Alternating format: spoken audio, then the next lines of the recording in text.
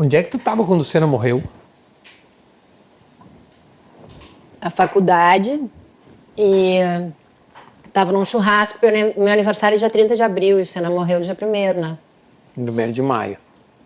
Então, é bem marcado para mim, assim. A gente tava fazendo um churrasco em casa e aquela coisa como quase toda a televisão brasileira, casa da família brasileira, liga a TV no domingo, deixa ela ver a largada e aí... Ou ficava vendo, na minha casa o pessoal se desmembrava para fazer as coisas e deixava lá, né? Uhum. Cada vez que aumentava o tom do Galvão, ia para lá ou né, chegava, se reunia para a chegada. E aí a gente estava do lado de fora e eu estava passando e olhei pela janela, ele batendo, e eu fiquei olhando assim, estava uma grade na janela, eu fiquei segurando, e eu falei, pai, Senna bateu, e aí parou o churrasco e foi todo mundo pra lá. E aí foi. Mexeu tudo. E isso mexeu contigo depois, no sentido de trabalhar com Fórmula 1? Isso reviver esse momento assim? Mexe sempre, eu acho. Mas não mexe assim de me dar vontade de chorar, não. Mas assim, mexe o tempo inteiro, na real.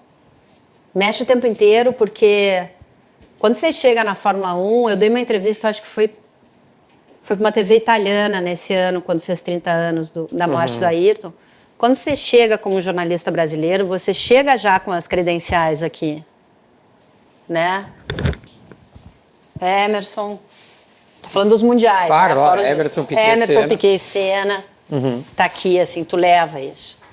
Pode até não fazer jus a isso e jogar fora, mas tu vem do país daqueles caras. E tu vem do país do Ayrton. Né? Então, ser um brasileiro, por exemplo, e chegar em Imola, as pessoas te olham diferente. Ah, brasileira. O Ayrton. Todo mundo. Mas então, num olhar de quase que de desculpa? Num olhar de... Não, de desculpa não. Num olhar de pô, que pena. Entendi. Tu vem do país daquele cara, né? Então, assim, eu acho... Isso mexe o tempo todo. Quando eu cheguei, um dos caras que foi mais generosos comigo em termos de informação e, sabe, que é um meio muito restrito, muito competitivo. Você não encontra muito aquela coisa, faz um amigo, o cara facilita a tua vida ali. É muito difícil. E o Niki Lauda foi um dos caras que mais me ajudou, assim. Então, quando você conversa com alguém que viveu uma época que, para mim, é uma época de ouro e que, na verdade, é o que realmente me alimentou durante muito tempo, também mexe a história da morte da Ayrton. Quando tu conhece o Berger, e o Berger conta as coisas, senta contigo para conversar, aquilo ali começa a fazer um outro sentido diferente do que eu tinha antes quando eu via pela televisão, né? Então, assim, a morte dele, obviamente, que foi triste, né, que eu me emocionei, como o Brasil todo se emocionou, mas eu não tinha essa proximidade, né? Quando eu me aproximei é que a coisa passou a ter uma dimensão muito diferente para mim. A impressão que dá é que, assim, é impossível que depois da morte dele o Brasil passe alheio à Fórmula 1, embora não tenha um piloto relevante há muito tempo, relevante no sentido de teve o Massa, teve o Rubinho, né? Mas vamos lá. Disputar o título? Alguém que dispute o título com condições de vencer. Né? O Rubinho ali teve, o Massa, né, um pouco. Teve também. Mas Massa assim, quase foi, né?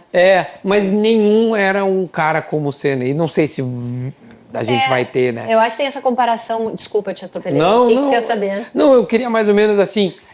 A gente nunca mais vai ser como era antes. Então, todo jornalista ou todo piloto vai ter o Senna como ou uma chancela ou como uma sombra.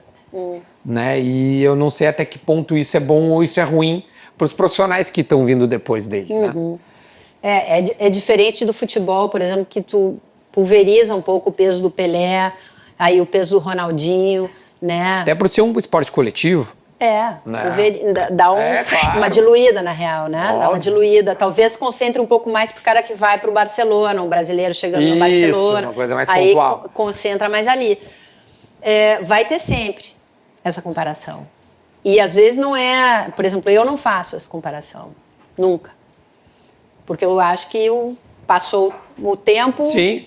Não volta para trás. Você vai ter outros caras, nós estamos com outros carros, tudo diferente. É muito diferente, né? Tudo diferente. Nossa, é muito diferente. Então, e as pessoas são diferentes, e eu acho que o Senna tinha uma coisa genial, como tinham caras assim, né? Tinha o Beethoven, tinha gênios, né? Gênios. Então, tu não pode ficar esperando cada vez que nasça um compositor, você fala, e aí, vai ser Beethoven? Eu tô achando parecido com Beethoven. E aí, quem faz isso muito é o torcedor, porque o torcedor fica louco para ter outro, e eu totalmente entendo. A gente quer torcer. Então, cada vez que aparece alguém, já tô vendo, tô sentindo, que tem alguma coisa aí, gente, peraí, deixa o guri, vamos devagar, né? Devagar não andou.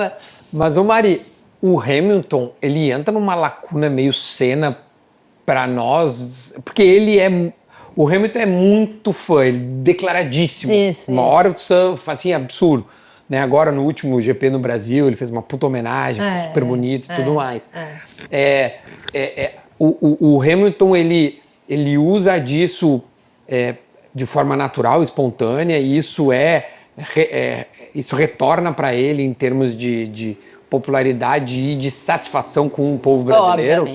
Obviamente. Você imagina, eu acho assim, o Hamilton, ele é incrível, mas ele nunca vai ser o Senna para o brasileiro, né? Porque ele é um inglês. Né? Ele é um cara que abraçou o Brasil, o país Brasil, como eu nunca vi ninguém fazer. Olha, esse aqui é o meu outro país, né? E um cara vencedor, né? Então ele abre mão, né?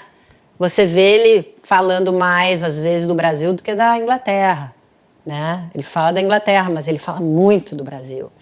Então, obviamente que isso tem um retorno para ele, porque tem os fãs brasileiros que se sentem abraçados e, de certa forma, representados ali por um vencedor, né? Quando o cara corre, vence, depois de um fim de semana inacreditável e pede para segurar a bandeira do país... Pois é. É óbvio que isso retorna para ele em termos de popularidade, de fã e de energia boa, enfim, né? Mas ele não é o Senna.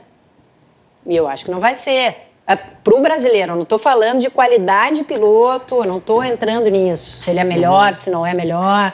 Né? As pessoas falam muito, ele é melhor, ele é o novo, ele é o Senna. Né? Não estou entrando nesse mérito, estou falando do valor. O brasileiro se vê representado por um grande campeão, o maior campeão até agora, ou, enfim, qual, o Schumacher, mas... E é o cara que diz, sim, eu estou te representando, eu quero te representar. Então, pô, quem não quer? Mas é diferente ter um brasileiro que está ganhando tudo, não é? Ele aceitou isso, né? Ele não, veio ele dele, ele propôs. E o brasileiro aceitou, quis. E ele... Mas é muito diferente do que se tivesse um cara igual a ele e fosse brasileiro, concorda? Nossa, então, seria uma loucura. Né? Dele morar aqui. Eu digo mais, eu acho que não precisava nem ser 7 vezes campeão do mundo. O cara, se for uma, duas, o Brasil... né? Porque tá todo mundo louco para torcer. E a gente está falando, não é assim, de um país que despertou para a Fórmula 1 agora.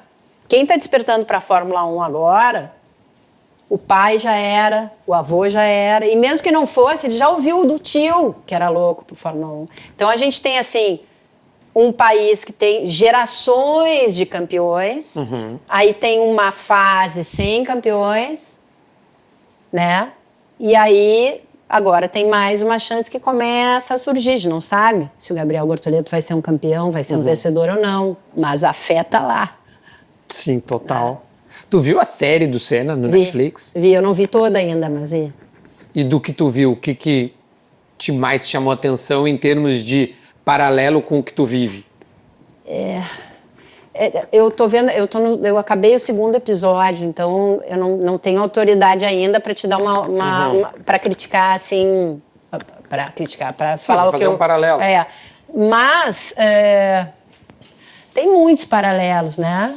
Tem tudo que é completamente diferente hoje. Eu como jornalista vejo hoje né? Antes as pessoas tinham muito mais acesso aos pilotos, né? Às informações e tudo. Era muito mais possível do que hoje. Hoje, você até chegar num piloto, conseguir conversar com ele, passa por um monte de barreiras. Os caras já são grandes astros desde cedo, então é muito mais complicado você conseguir estar ali por dentro das informações e tal. Os carros eram diferentes, os riscos eram diferentes, principalmente o risco faz com que o esporte tenha uma outra cara.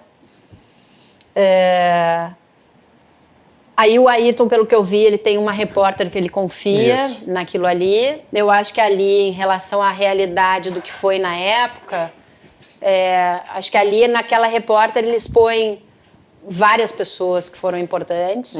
Também né? acho. Acho que aquela pessoa não existiu na vida do Ayrton. Não. Teve, assim, a super assessora de imprensa dele, a Betise, teve alguns grandes, né, mas que botaram naquela figura ali.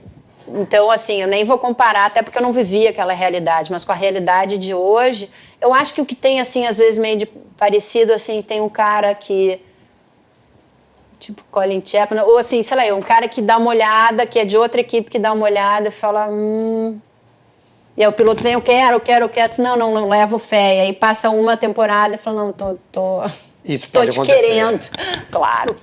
Claro, a gente vê isso todo tempo.